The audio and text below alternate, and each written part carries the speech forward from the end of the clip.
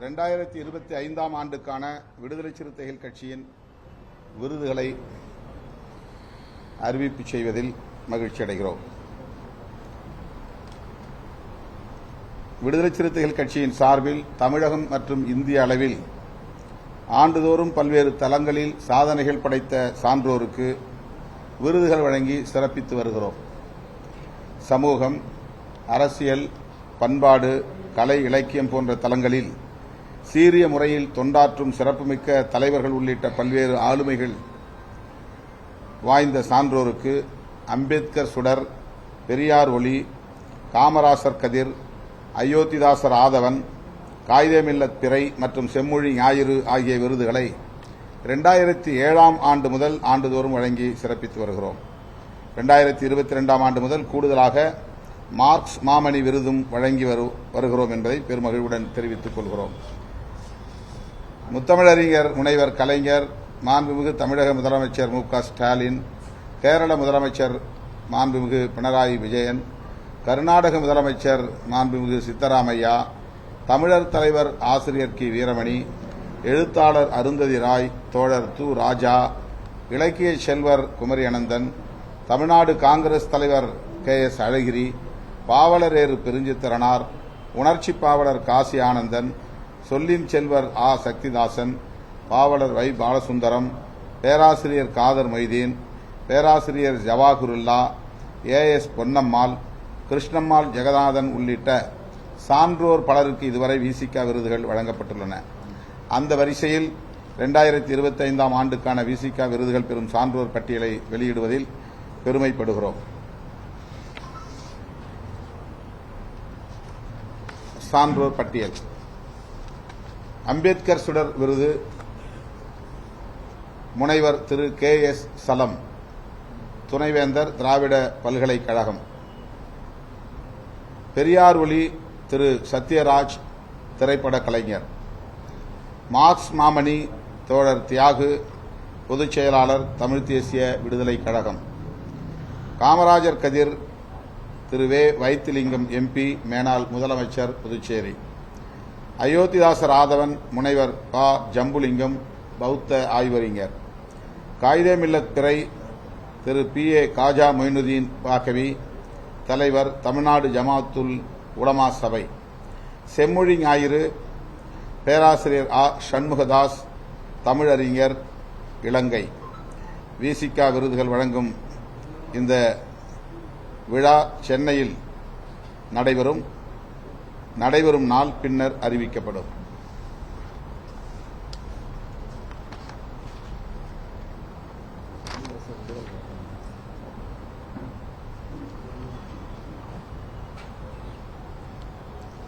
காஷ்மீரில் நடந்துள்ள பயங்கரவாத தாக்குதல், படுகொலை மிகவும் அதிர்ச்சி அளிக்கக்கூடிய ஒரு தாக்குதல். ஒட்டுமொத்த இந்தியர்களும் ஒருங்கிணைந்து இத்தகைய பயங்கரவாதத்தை தடுப்பதற்கு இந்திய ஒன்றிய அரசுக்கு உறுதுணையாக இருக்க வேண்டும் என்று விடுதலை சிறுத்தைகள் கட்சி வேண்டுகோள் விடுக்கிறது, அழைப்பு விடுக்கிறது. அதே வேளையில்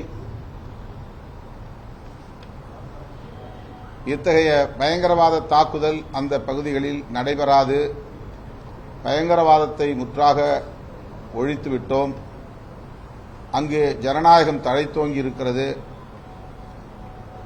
அமைதி நிலவுகிறது,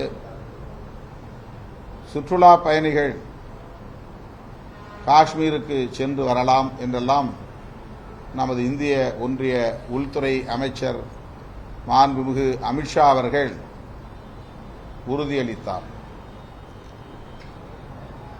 அரசமைப்பு சட்டம் உறுப்பு எண் 370ஐ அரசமைப்பு சட்டத்திலிருந்து நீக்கம் செய்துவிட்டு ஜம்மு காஷ்மீரை யூனியன் பிரதேசங்களாக உடைத்து அங்கே அமைதியை நிலைநாட்டிவிட்டோம், பயங்கரவாதத்தை ஒழித்துவிட்டோம் என்றுதான் நம்முடைய உள்துறை அமைச்சர் அவர்கள் உலகாங்கிதம் அடைந்தார். ஆனால் அதற்கு பிறகுதான் இத்தகைய கொடூரம் அரங்கேறி இருக்கிறது. அரசமைப்பு சட்டம் உறுப்பு எண் 370 நீக்கினாலும் கூட அங்கே பயங்கரவாதம் தொடரும் என்பதைத்தான் இந்த கொடூர நிகழ்வு நமக்கு உணர்த்துகிறது. பாரதிய ஜனதா கட்சியின் மூத்த தலைவர்களுள் ஒருவர் சுப்பிரமணிய சுவாமி அவர்களே இது குறித்து கருத்து சொல்லுகிற போது, இந்திய ஒன்றிய அரசின் உளவுத்துறை மற்றும் பாதுகாப்புத்துறை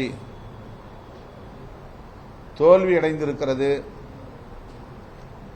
உள்துறை அமைச்சரை பதவி நீக்கம் செய்ய வேண்டும் என்று குறிப்பிட்டிருக்கிறார்.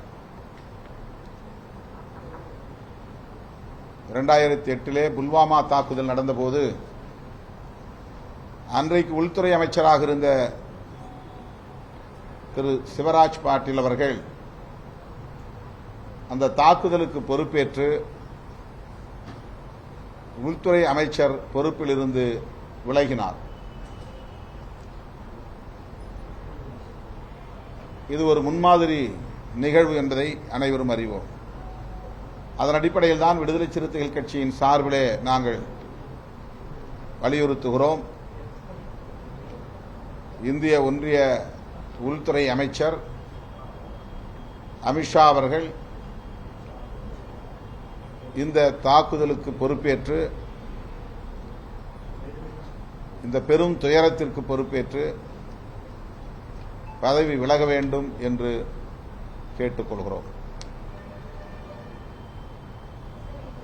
இது அரசியல் நோக்கத்தின் அடிப்படையில் சொல்லப்படுகிற கருத்தல்ல.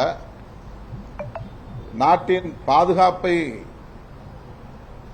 முன்னிறுத்தி கவலையோடு நாங்கள் முன்வைக்கக்கூடிய ஒரு கருத்து. பிரதமர் சவுதி அரேபியா சுற்றுப்பயணத்தை முடித்துக்கொண்டு வேகமாக நாடு திரும்பினார். நேரடியாக பிரதமர் அங்கே சுற்றுலா பயணிகள் படுகொலை செய்யப்பட்ட இடத்திற்கு விரைவார் என்று எதிர்பார்த்தோம். ஆனால் அவர் பீகாரிலே தேர்தல் பிரச்சாரத்தில் ஈடுபட்டு வருகிறார். உள்ளபடியே அதிர்ச்சி அளிக்கிறது. உள்துறை அமைச்சர் அங்கே போயிருக்கிற போது பிரதமர் அங்கே போக வேண்டிய தேவையில்லை என்று சிலர் வாதிடலாம். இவ்வளவு பெரிய துயரம் நிகழ்ந்திருக்கிற சூழலில் அமைச்சரவை கூட்டத்தை கூட்டி பேசிய பிரதமர் அவர்கள் அந்த பகுதிக்கு நேரிலே சென்றிருந்தால் இன்னும் நமக்கு ஒரு ஆறுதலாக அமைந்திருக்கும். ஆனால் இந்த தாக்குதலை பீகார் சட்டமன்ற தேர்தலுக்கான பிரச்சாரத்திற்கு பயன்படுத்துகிறார்கள் என்பதுதான் அதிர்ச்சி அளிக்கக்கூடிய கசப்பான உண்மையாக இருக்கிறது. இது நாட்டின் பாதுகாப்பை கருத்தில் கொண்டு நாங்கள் இந்த கருத்தை முன்வைக்க விரும்புகிறோம்.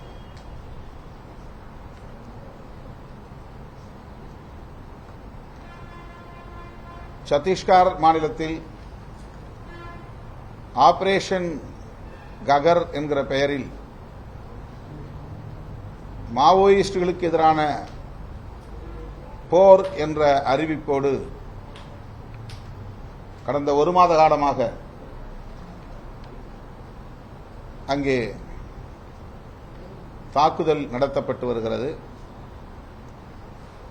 அந்த தாக்குதலில் பெரும்பாலும் ஆதிவாசிகள் தான் படுகொலை செய்யப்படுகிறார்கள். உண்மையான மாவோயிஸ்டுகள் அவர்களின் குறியாக இருக்கலாம். ஆனால் அப்பாவி ஏழை எளிய பழங்குடி மக்கள் மீது பயங்கரவாதத்திற்கு எதிரான தாக்குதல் என்கிற பெயரால் அரச பயங்கரவாதம் கட்டவிழ்த்து விடப்பட்டிருக்கிறது. ஒவ்வொரு நாளும் ஏராளமான பழங்குடி மக்கள், ஆதிவாசிகள் படுகொலை செய்யப்பட்டு வருகின்றனர். இந்த தாக்குதலை நிறுத்திவிட்டு மாவோயிஸ்ட் படையினரின் தலைவர்களோடு பேச்சுவார்த்தை நடத்த வேண்டும். அவர்கள் அதற்கு தயார் என்று அறிவிப்பும் செய்திருக்கிறார்கள். ஆகவே விடுதலை சிறுத்தைகள் கட்சியின் சார்பிலே ஆதிவாசிகள் மீதான பயங்கரவாத ஒடுக்குமுறையை கைவிட்டு படுகொலையை நிறுத்திவிட்டு மாவோயிஸ்டுகளோடு அல்லது இந்த படையின் தலைவர்களோடு பேச்சுவார்த்தை நடத்த முன்வர வேண்டும் என்று விடுதலை சிறுத்தைகள் கட்சி வேண்டுகோள் விடுக்கிறது. அந்த வனங்களை ஆக்கிரமிக்கவும் சுரங்கங்களை அமைப்பதற்கும் பன்னாட்டு நிறுவனங்களுக்கு அந்த நிலங்களை வழங்குவதற்கும் இந்திய ஒன்றிய அரசு இத்தகைய நடவடிக்கைகளில் ஈடுபட்டு வருகிறது என்பதுதான் மாவோயிஸ்டுகளின் குற்றச்சாட்டாக இருக்கிறது. எனவே அவர்களோடு உரிய பேச்சுவார்த்தை நடத்துவது தவிர்க்க முடியாத ஒன்றாக இருக்கிறது என்பதை இந்த சூழலில் விடுதலை சிறுத்தைகள் கட்சி சுட்டிக்காட்டுகிறது. மணிப்பூரிலும் வன்முறை வெறியாட்டம், நாளொரு மேனியும் பொழுதொரு வண்ணமும், துப்பாக்கிச் சூடுகள், அப்பாவி மக்கள் படுகொலை, சத்தீஸ்கரில் பயங்கரவாதத்திற்கு எதிரான போர் என்கிற பெயரில் ஆபரேஷன் ககர் என்கிற பெயரில் ஆதிவாசிகள் படுகொலை, இப்படி இந்தியாவில் ஒரு அமைதியின்மை நிலவுவதற்கு இந்திய ஒன்றிய அரசு பொறுப்பேற்க வேண்டும் என்று விடுதலை சிறுத்தைகள் கட்சி சுட்டிக்காட்டுகிறது. இந்தியர்களாய் அனைவரும் ஒன்றுபட வேண்டும் என்ற குரலை இதுபோன்ற சந்தர்ப்பங்களில் பாரதிய ஜனதா கட்சியின் தலைவர்கள், பிரதமர், உள்துறை அமைச்சர் உள்ளிட்ட தலைவர்கள் கோரிக்கை வைக்கிறார்கள், அறைகூவல் விடுகிறார்கள். ஆனால் நாள்தோறும் இந்திய மக்களிடையே ஒற்றுமையை சிதைக்கும் பணியில் மதத்தின் பெயரால், சாதியின் பெயரால் சமூக பிளவினையை செய்யக்கூடிய அரசியலை, வெறுப்பு அரசியலை விதைத்துக் கொண்டிருக்கிறார்கள். மத நல்லிணக்கம், சமூக நல்லிணக்கம் ஆகியவற்றில் கவனம் செலுத்தாமல் தேர்தல் ஆதாயத்திற்காக சிறுபான்மையினருக்கு எதிரான வெறுப்பு அரசியலை விதைத்துக் கொண்டே இந்த மண்ணில் எப்படி இந்தியர் ஒற்றுமையை உருவாக்க முடியும்? இந்த கேள்வி மிகவும் தவிர்க்க முடியாத ஒன்றாக எழுகிறது. சங் பரிவார்கள் இந்திய மண்ணில் மத நல்லிணக்கத்தை கட்டமைப்பதற்கு முன்முயற்சிகளை மேற்கொள்ள வேண்டும். இந்துக்களும் இஸ்லாமியர்களும், இந்துக்களும் கிறிஸ்தவர்களும், இந்துக்களும் பௌத்தர்களும், இந்துக்களும் சீக்கியர்களும், இந்துக்களும் பார்சிகளும் சகோதரத்துவத்தோடு இந்த மண்ணில் வாழ்வதற்கு மத நல்லிணக்கத்தை உயர்த்தி பிடிக்க சங் பரிவார்கள் முன்வர வேண்டும். அப்போதுதான் இதுபோன்ற பயங்கரவாத தாக்குதல்களுக்கு எதிராக இந்தியர்கள் ஒன்றுபட முடியும் என்பதை விடுதலை சிறுத்தைகள் கட்சி சுட்டிக்காட்ட விரும்புகிறது. கலைஞரின் பெயரால் பல்கலைக்கழகம் அமைக்கப்படும் என்று இன்றைக்கு தமிழ்நாடு முதலமைச்சர் அறிவித்திருப்பதை விடுதலை சிறுத்தைகள் கட்சி வரவேற்கிறது. 2021ஆம் ஆண்டு ஆகஸ்ட் மாதம் விடுதலை சிறுத்தைகள் கட்சி ஒரு அறிக்கையை வெளியிட்டது. கலைஞர் மொழியியல் தளத்தில் பல்வேறு பங்களிப்புகளை ஆற்றியிருக்கிறார். அவருடைய படைப்புகள் என்பதையெல்லாம் தாண்டி மொழியியல் தொடர்பான ஆராய்ச்சிகளுக்கு ஊக்கமளித்திருக்கிறார், அடித்தளம் அமைத்திருக்கிறார். ஆகவே அவருடைய பெயரில் ஒரு பல்கலைக்கழகத்தை உருவாக்க வேண்டும், அது கலைஞர் மொழியியல் பல்கலைக்கழகமாக அமையப்பெற வேண்டும் என்று 2021 ஆகஸ்டில் விடுதலை சிறுத்தைகள் கட்சி வேண்டுகோள் விடுத்தோம். இன்றைக்கு கலைஞர் பெயரிலே பல்கலைக்கழகம் ஒருங்கிணைந்த தஞ்சை மாவட்டத்தில் கும்பகோணத்தில் அமைக்கப்படும் என்பதை மகிழ்ச்சியோடு நாங்கள் வரவேற்கிறோம். அது மொழியியல் பல்கலைக்கழகமாக அமைந்தால் உலகம் தழுவிய அளவில் அனைத்து மொழிகளை கற்பதற்கும், ஆய்வு செய்வதற்கும், ஒப்பீடு செய்வதற்கும், அது தொடர்பான ஆராய்ச்சி மாணவர்கள் படிப்பதற்கும் ஏதுவாக அமையும்.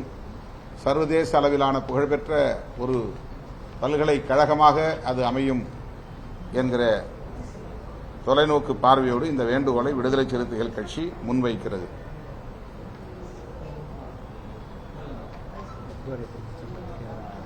வக்ஃப் திருத்த சட்டத்தை எதிர்த்து விடுதலை சிறுத்தைகள் கட்சி ஏற்கனவே அனைத்து மாவட்ட தலைநகரங்களிலும் ஆர்ப்பாட்டங்களை நடத்தியிருக்கிறோம் என்றாலும் வருகிற மே 31ஆம் தேதி திருச்சிராப்பள்ளியில் இந்த வக்ஃப் திருத்த சட்டத்தை எதிர்த்து ஒரு மாபெரும் பேரணியை நடத்த இருக்கிறோம்.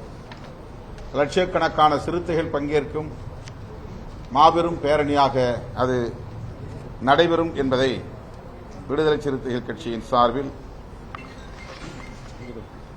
தெரிவித்துக் கொள்கிறோம்.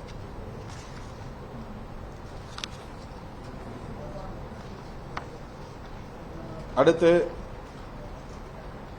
கல்வி நிறுவனங்களில் சாதிய அரசியல் பரவுகிறது. இளம் பிஞ்சுகளின் உள்ளத்தில் சாதி அடிப்படையிலான வெறி ஊட்டப்படுகிறது. இதனால் நான்குநேரி சின்னதுரை தாக்கப்பட்ட போது ஓய்வு பெற்ற நீதியரசர் கே. சந்துரு அவர்களின் தலைமையில் ஒரு குழுவை தமிழ்நாடு அரசு அமைத்தது. அந்த ஆணையம் விரிவான ஆய்வுகளுக்கு பின்னர் அறிக்கை ஒன்றை முதலமைச்சருக்கு தமிழ்நாடு அரசுக்கு அளித்திருக்கிறது. நீதிபதி கே. சந்துரு அவர்களின் தலைமையிலான அந்த ஆணையத்தின் அறிக்கையை தமிழ்நாடு அரசு நடைமுறைப்படுத்த முன்வர வேண்டும். கர்நாடகா, தெலுங்கானா மாநிலங்களில் ரோஹித் வெமுலா பெயரில் இத்தகைய சட்டங்களை கொண்டு வர வேண்டும் என்று அந்த மாநில அரசுகள் முன்வந்திருக்கிற சூழலில்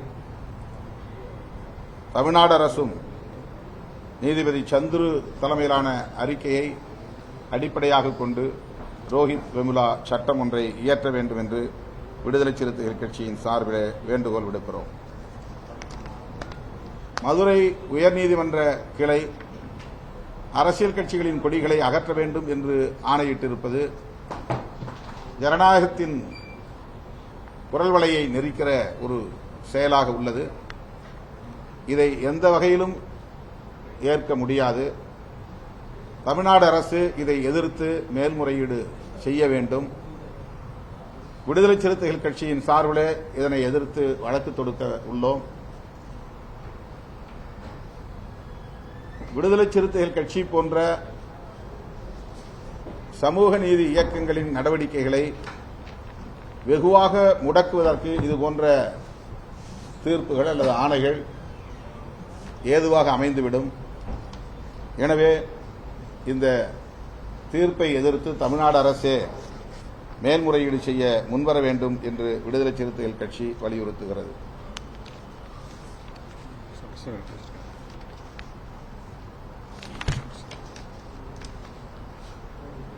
வேற ஏதாவது கேள்விகள்?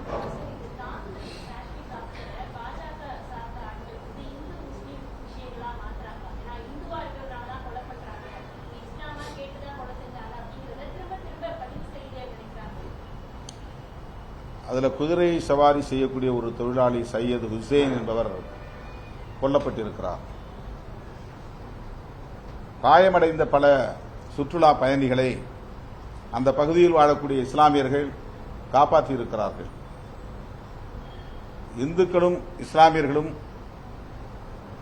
பகையில்லாமல் சகோதரத்துவத்தோடு நமது மண்ணில் வாழ்ந்து வருகிறார்கள் என்பது யாராலும் மறுக்க முடியாது. பாஜக வளரத் தொடங்கிய பிறகுதான் ஆர்எஸ்எஸ்ஸின் இந்த வகுப்புவாத அரசியல் இந்துக்களையும் இஸ்லாமியர்களையும் பகைவர்களாக முன்னிறுத்துகிற அரசியல் நாளுக்கு நாள் அதிகரித்து வருகிறது.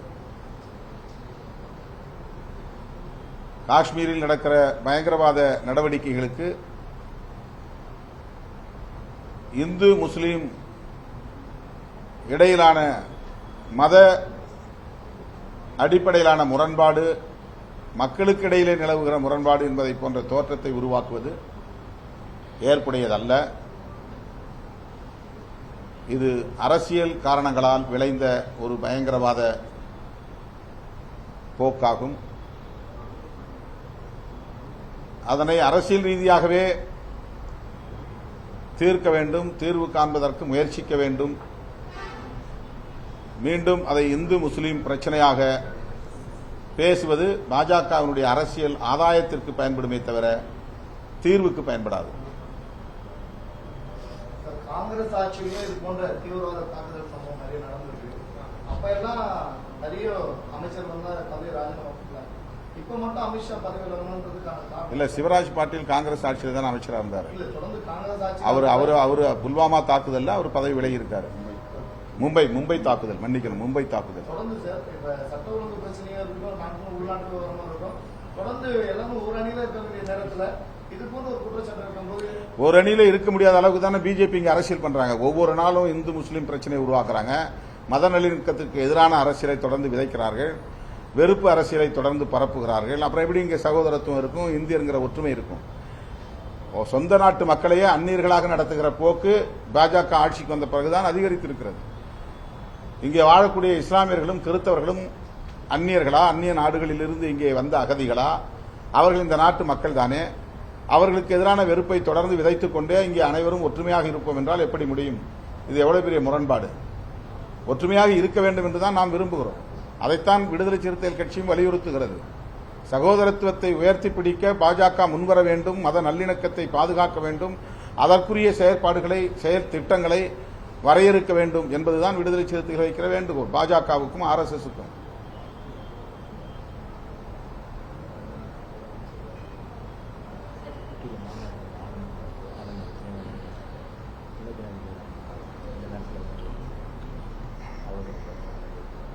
வந்துட்டாரு.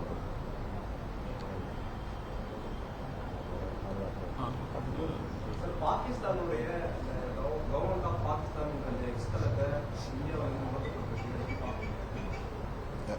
பாகிஸ்தானோட அரசோட எக்ஸ்தல பக்கத்தை இந்தியாவில் முடக்கப்பட்டிருக்க அரசால, இந்திய அரசால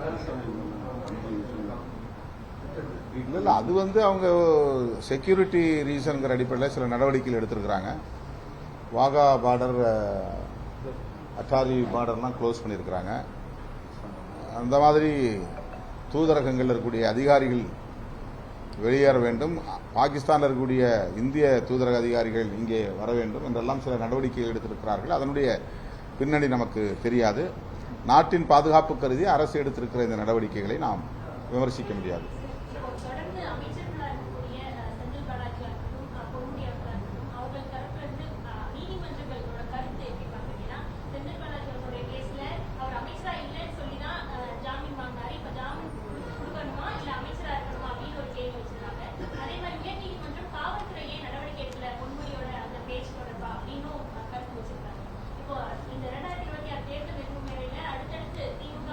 இதை நீங்க திமுக தலைவர்கிட்ட கேளுங்க, அவங்க பதில் சொல்லுவாங்க.